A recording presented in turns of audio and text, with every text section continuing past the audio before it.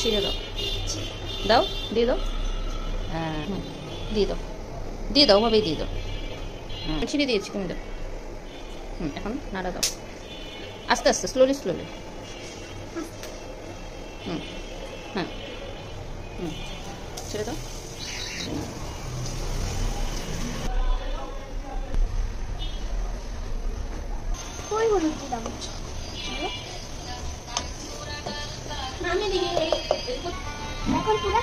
পুরাটা তুমি অল্প করে দাও, আরেকটু দাও, তুমি দিতে থাকো, আমি বলবো তোমাকে।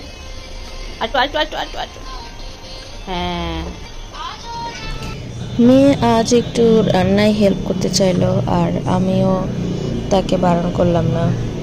এদিকে ডিমে আমার কর্তার অ্যালার্জি থাকায় তার জন্য 2 টুকরো মাংস দিয়ে দিয়েছিলাম, আর পটল ভাজা, সাথে ছিল সাদা পোলাও। এই হলো রাতের মেনু।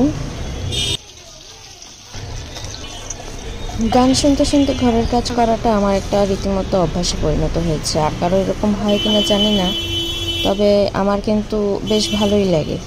এই যেমন রান্না করার সময় রবীন্দ্রসঙ্গীত, যেই কাজে একটু বেশি এনার্জির দরকার তখন হচ্ছে ধুমধাম গান ছেড়ে, লাগলে সাউন্ড বক্সও ছেড়ে নিই, মানে রীতিমতো পাগলামি অবস্থা। তো এরকম আর কারো কি আছে? আর এই যে আমাদের খাবার কিন্তু রেডি।